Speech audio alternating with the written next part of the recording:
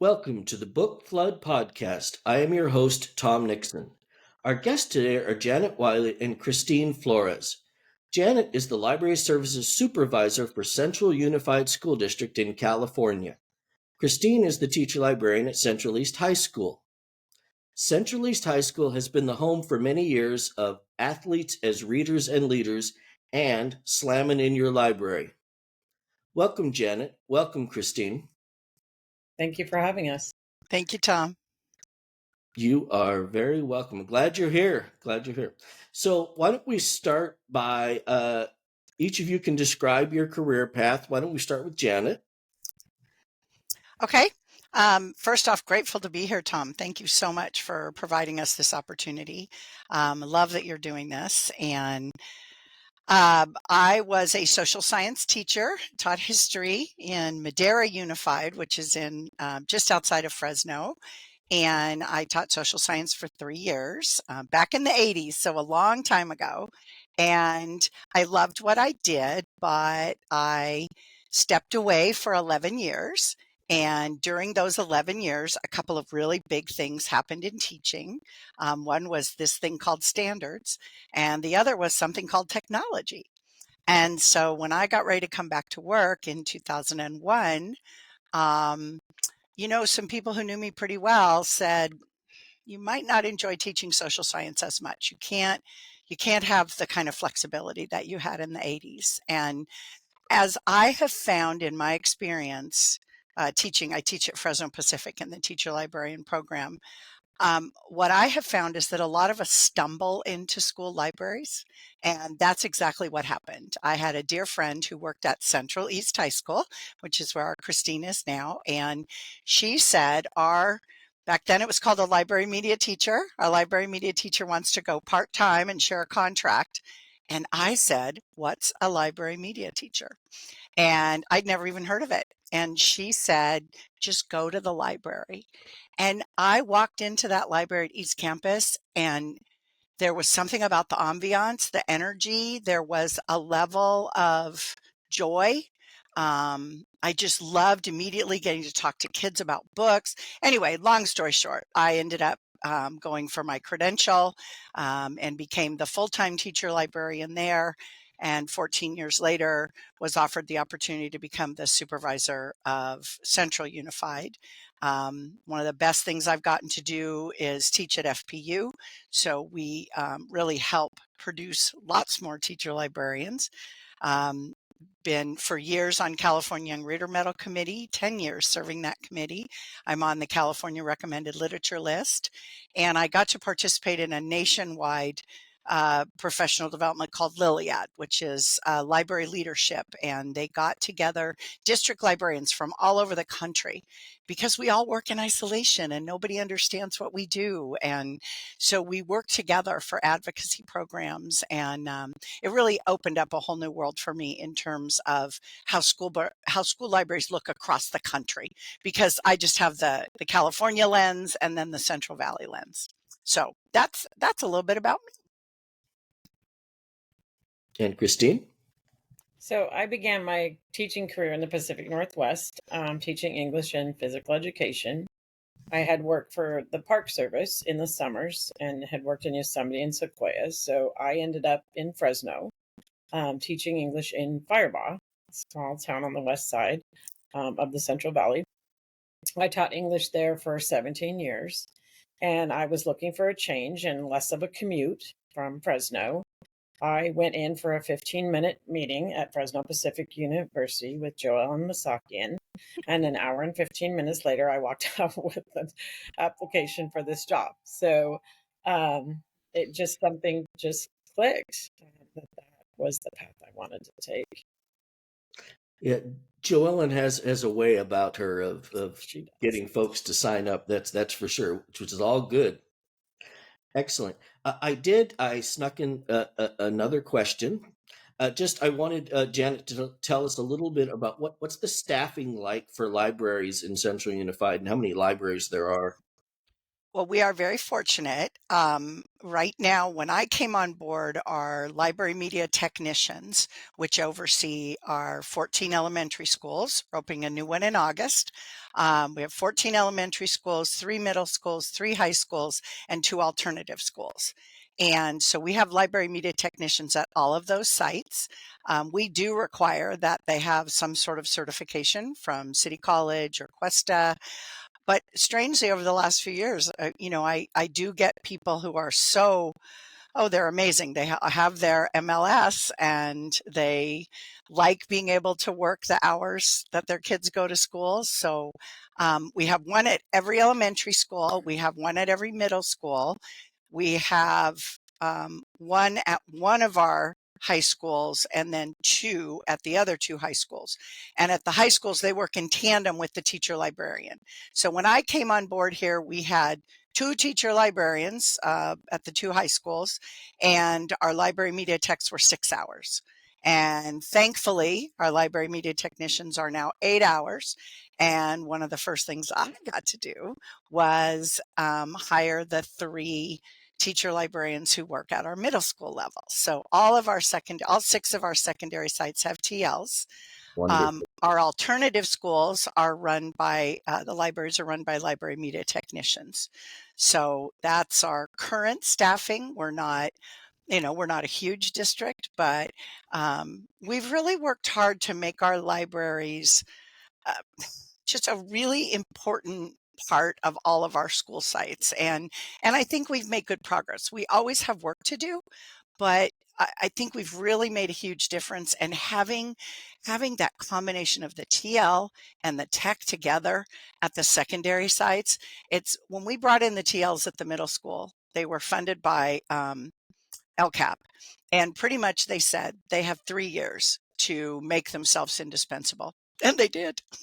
And now absolutely no one would think about opening a middle school or a high school in our district without a teacher librarian, and without the benefit of a tech.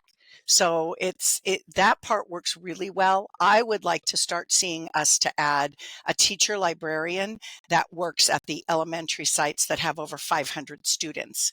And so they would work at a couple different sites, but I think the benefit of that for our students would be huge. Excellent, excellent. One of the premier programs in Central Unified, and I would say in the Valley in California, is your Athletes as Leaders and Readers. How did that come about? Well, I'm going to start with that one because I have the background, and Chris runs the program now, and she's made it's such a big program. When I ran it, it was pretty small and kind of a new idea. And now it's part of our culture, which is amazing. It's starting at another high school now. So back in 2008, sometimes when you're a TL, you're kind of looking for something different. You want something unusual. And I happened to read a story, might have even been on CalLib, maybe in School Library Journal or CSLA newsletter. And it was about my friend Kate McMillan, who is the district librarian up in Napa Valley. And her son was the football coach at one of the Napa high schools. And so what they did is they would bring the varsity football team into an elementary school, and they'd come in uniform, in their jerseys, and they'd have an assembly, and they would read a picture book to the kids in the assembly, and then they'd talk to the kids afterwards. And part of the reason that I was drawn to that idea is that there was a current study out from Stanford about the problem of obesity in young people, the problem of a real disconnect with young people in terms of healthy eating. And certainly we all know how many of our kids get to go home to a house where there's a parent there or an adult who says, hey, let's have a healthy snack instead of a bag of chips. And so I really liked what Kate did. So I called her and I talked to her about it. And I said, do you mind if I take your name, the Athletes as Readers and Leaders, but I want to change it? And of course, Kate, full blessing, go ahead. And so I went to my principal and said, I would like to develop a community literacy outreach program where we're connecting our high school kids with our elementary kids. And I wanted the connection to be more intimate than an assembly. And so my idea was if we could take teams of readers into the lower elementary classrooms and they could read books with the kids. And of course, we all know there's a fine line between reading at a student and reading with a student. So the students had to get some training and some coaching on how to read with kids. But I started with 7 football players. That was it, because we had a brand new football coach. And so I went to the football coach and he was really interested. And so he sent me 7 players. And we did some training and we picked some books. And the first time we tried it was on Halloween. So we just passed our anniversary. Halloween 2008 was the first reading. And the football players, two of the big guys, came in their jerseys. The kids were all dressed for Halloween. It was adorable. But we knew at the end that we'd done something right, because the reaction of the elementary kids, they were looking at these high school students like rock stars. You know, they wanted to high five everybody. They wanted to take pictures. And when the 2 high school kids and I went outside, they were so emotional. They could not believe how much they enjoyed it and how much they loved reading with the kids. And so we started really small. And by the end of that year, I had some soccer players, I had some water polo players, I think I had some baseball players, but it was still, a pretty small program. We were taking maybe 10 kids to school sites to read and reading to a couple of classes. What Chris has now is, the logistics are mind blowing what she does every week. And we finally got the district to pay for a van every week. And that really helps, because transportation, as I know for Chris and I, always a concern. We want to make sure our kids are safe.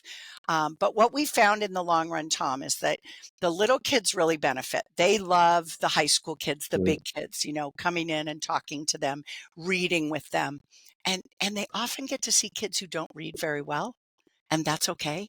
They get to see kids who might struggle a little bit, who may not necessarily be the best reader, but they're up there reading. And the engagement, the questions the kids ask, because Chris works really hard to train the athletes to make sure that they need to be guiding everything toward healthy eating, making healthy eating choices, as well as, being a good person. And so they really talk to the kids. Well, by now what's happened is we have kids who got read to when they were little, who are now participating in Athletes as Readers and Leaders. And we have legacy kids. My brother read in the program, my sister read in the program. And so it's really become part of our culture. And the older kids universally every year tell us without fail, it really shows them the value of giving back. It shows them the value of community. It helps them understand the connections, the human connection, and how important that is. So it's been going nonstop since 2008 with a break for COVID. But Chris even found a way around that. So I really want to let her talk about what she's done in the last, Chris, this is now your 11th year. It's amazing. So I may have started the program, but it is Christine's program now. So why don't we jump to Christine then, and she can take it from there. So the program now, we have just under 100 students. It doesn't mean we take 100 students every week. We read weekly between the first week of October and the middle of May. Once a week, we take out, and I schedule ahead of time with one elementary school in the district, with the exception of Read Across America Day. We read to a couple of schools then. But logistically, then I send out a Google form to the students. And since we're going during school time and we need to connect to the lunch period, so the kids are giving up part of their lunch for travel time, because some of our sites, Biola and Liddell, they're a little bit of a drive. Some students are able to drive themselves, the majority are not. So we do have a district van, but we coordinate, and the students will sign up the previous week, as will the teachers at the elementary site. And then we match those up. And a lot of times students will request a specific teacher that they remember, and we'll remember them. They request a certain class or teacher because they have a sibling or a cousin or someone in there that they can read to. And I match all that up so that they're able to, or a student that they enjoy reading with, or a book that they particularly like. So we coordinate all of that, and then we either take the first 15 minutes of lunch and the class before lunch, or the last 15 minutes of lunch and the class after lunch. But logistically, we need to get where we need to go. So the kids come in, they already have a book in a bag that's predestined for that grade level. They take a picture of a schedule, so they have it on their phones, and they'll know the teacher and how many students and the grade level on the book. And then we deploy out to the schools. And the training really, the students have gotten really good. The high school students have gotten really good about, like Janet said, reading with kids, not at them, engaging them, including them. They'll read a couple pages, they'll ask a question. They've learned how to ask questions so that everybody raises a hand and gets an opportunity. They've really embraced that role model that we tell them that they are. And it's great when a high school student will come back to me and say, I ran into this kid that I read to at Save Mart, and he told his mom, this boy read to my class, or they'll see him at a football game, or, some activity outside in the community, and they remember him. So, and then the big kids remember that too. When they've had the opportunity, because we give out, at the end of reading, we give out bookmarks, and they promote reading as well. And they talk about literacy, and they ask kids, what do you use a bookmark for? And then sometimes the kids will flip over the bookmark and ask for an autograph. So if that doesn't help a high school kid realize the impact they have, I don't know what would. So logistically, it starts over as soon as a read is done. We're prepping for the read the following week. But we usually have about, 12 to 18 readers that'll go. And I tell the kids each week. So I tell them, I don't care if I have one student in a classroom or 4 reading together, just so every classroom that requested a reader is covered, and we're doing what the program was designed to do each week. So, and it's always, even when I've stressed about getting everything covered, there's never been a time it hasn't all fallen into place, and the kids have a good time, the little kids, the big kids. It's always just moved forward in a way that I couldn't have imagined. And it's a win-win. It really Chris, is. would you tell the story about COVID? So during COVID, we literally put the brakes on everything. We had read the week before the schools shut down. We were out, we had read scheduled, and it was March. And towards the end of the year, when we went online after spring break, I had kids emailing me, what are we doing about athletes? Can't we do something? Can't we somehow get reads into the kids? And got the wheels turning. And going into the schools wasn't an option at that time. So we started, the kids had computers at home. I was getting them headsets. I was getting them books, and they recorded themselves reading. And I pushed those out to the principals, and the principals pushed them out to the teachers. And, there were times we read live, and there was times that a teacher brought the story up. The Zooms in live with little kids, kindergartners in their pajamas. It was, but they didn't want it to stop. The high school kids did not want to stop connecting with the little kids. And I think during COVID, even more so, we leaned on books about social emotional support. We backed away a little bit from the healthy eating to being a healthy kid. Right. And the fact that the big kids were at home and they could see that, and there was some empathy there. I think that was really important. Excellent. It's interesting how COVID, I think maybe your experience was the same, was it forced us to get a little more creative with how we did things Absolutely. in so many ways. So let's jump to Slammin' in Your Library. This is another event that you've been doing, I think you said, for 18 years. Uh, who's going to talk about that? I'll give the background again and then let Chris tell you what she's done because, um, when you leave a position, you've started a couple of programs that have really become part of the culture of the school, there's this huge concern.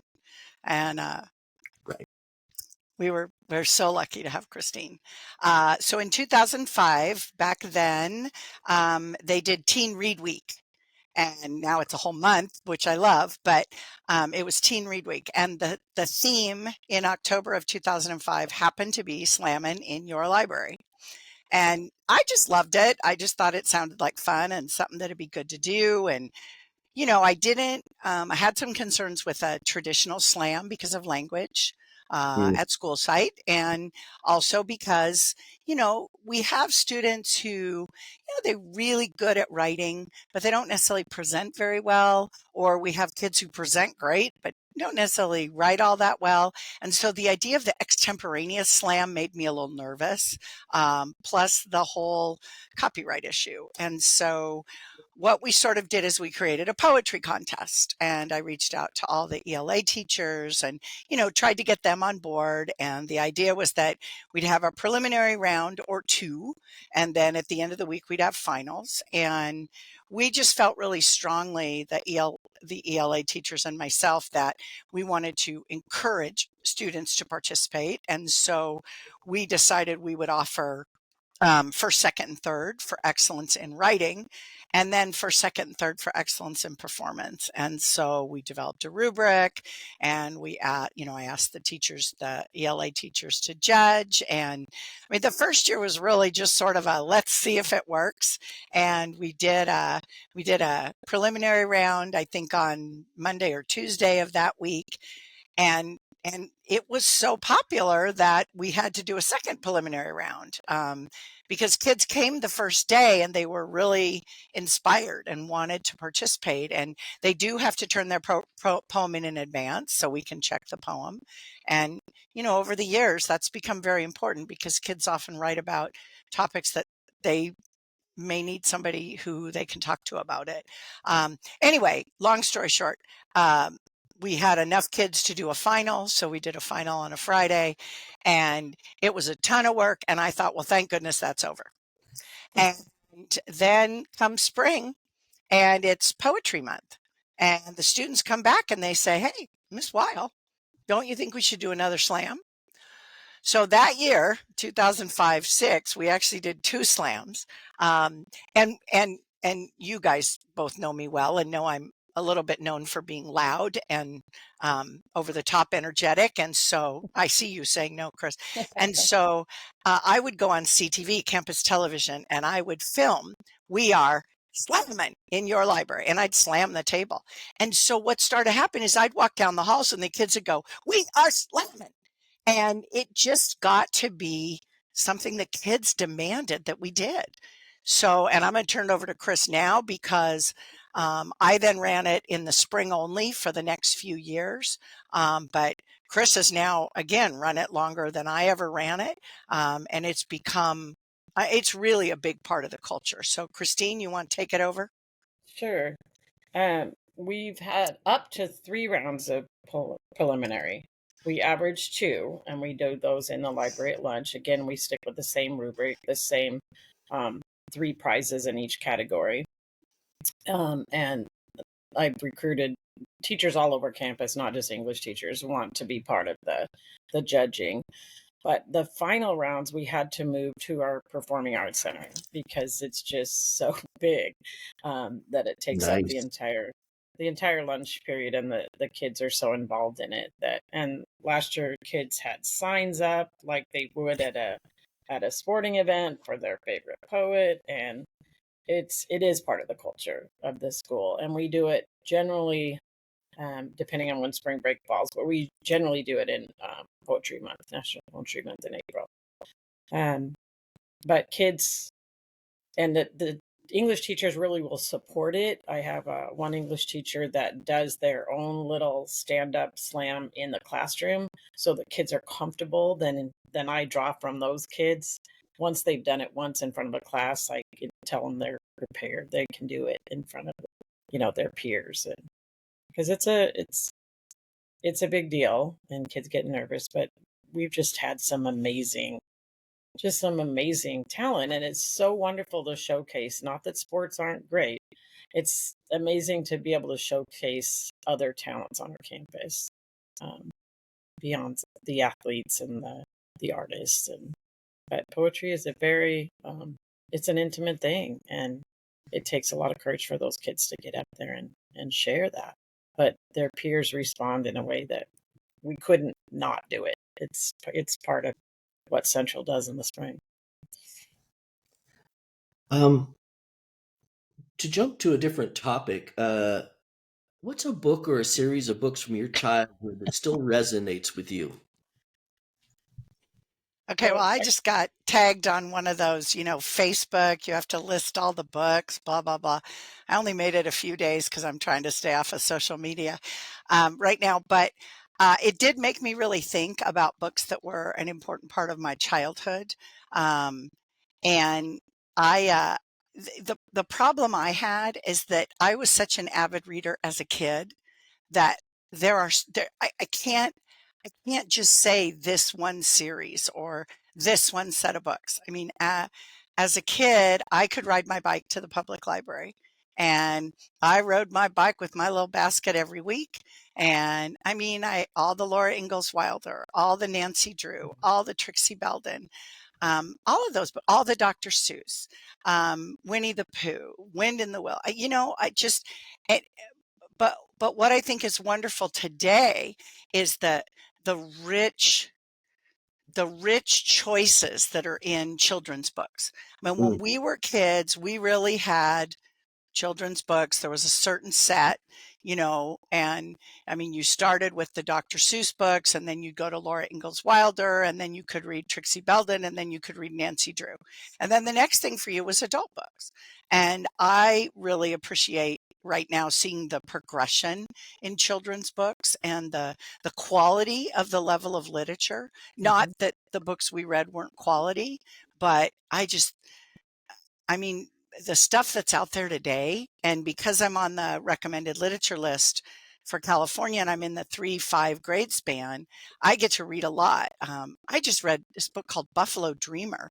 It was this amazing story about a girl making a connection with what happened at the schools in Canada, where the Indian children were basically incarcerated to go to school. And I think, oh my God, we didn't have topics like that when we were, reading in third and fourth grade. We were reading Matilda, which was wonderful. But the the challenges I think that we're seeing today in children's literature is very exciting for our students. and my Christine? my mom was a very avid reader, and we started very young with poetry books. As a matter of fact, when my mother passed away, there was more fight over who got the original poetry books in my family than some of the other things. But I think books that connected me, the Chronicles of Narnia, Charlotte's Web, Where the Wild Things Are, things that made me realize I could find a whole different world in the pages of a book.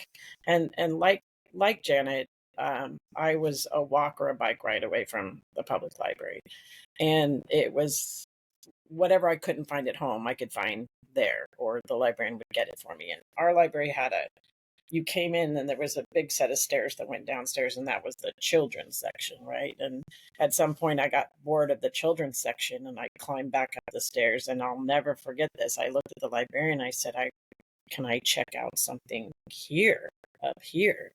She said, honey, you can check out whatever you want. And that was just mind blowing for me, because it opened up, you know, all these others. And I would bring books home and share what I was reading with my mom, and we would read things together. And it was just, that will always be a part of who I am. It's part of what led me to where I am. So Nice. What are you reading now? So Let's see. Chris, go ahead. I just finished. I'm not dying with you tonight. A YA title.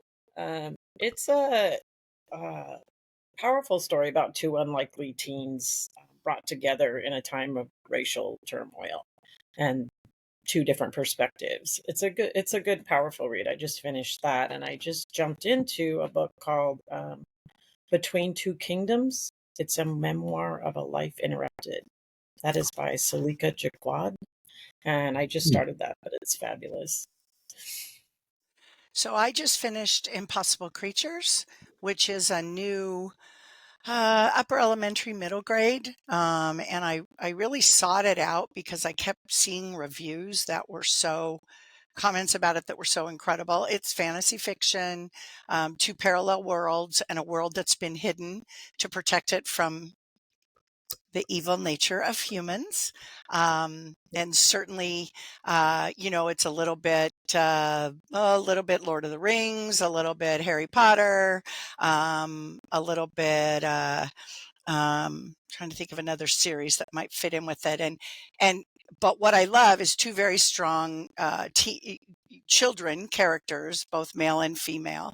And, I recently read a review from School Library Journal that was not exactly the most positive review of it. And I really disagreed with them because, I think children do need fantasy escapes. Well, right now I really need fantasy escapes. And I think children also, all of us need to see people succeed against impossible odds. Anyway, and then last night I started Northwoods, which again I've been reading about. It's an adult book, but it follows a house in the wilderness in Massachusetts, and you follow the inhabitants of the house over 400 plus years, and it's very interesting. A very different writing style. I just so far I had been reading Night War by Kimberly Bradley Barker, and I had to put it down when they started rounding up the Jews in France to go to the Velodrome. I lost it. I'm nervous about where things are at the moment, and scared for a lot of people I really love, and I really came back to needing my book to be an escape from present day reality. Definitely understand that. I am reading, and you'll appreciate this, the Bletchley Riddle, Rudis So Apetis good. and Steve Sheinkin. About halfway through. It's good. Isn't it? Isn't It it? is good. It is A- good. And she and Steve had such a great time writing that book. I hope they will do another collaboration together. And what I really loved is Ruta's books are always so beautifully researched, and as a historian, I'm always pissed because she finds stuff out that I didn't know about, and I'm like, how did you find that out? But bringing in that nonfiction voice just made such strong characters. And of course, I'd read Rose Code by Kate Quinn. I have Enigma Girls by Candace Fleming ready to go. So I'm excited to read that. I'm glad you're reading Bletchley. I Uh, think it's wonderful. I love them. I have been on for the last 2 years, maybe, this thing where I'm reading World War II or fictional libraries in World War II or bookstores in World War II. I don't know what it is, but it's a thing. There's a lot of books out there that fit in that category. They There do. are, They for really whatever do. reason. Yeah. Yeah. Well, I want to thank you both for coming onto the podcast. I'd like to ask our listeners to please share, like, and subscribe wherever you're listening to us. Thank you, Christine Flores. Thank you, Janet Wile. You're so Appreciate you welcome. being here. It was wonderful. Thanks, Tom. Thank you.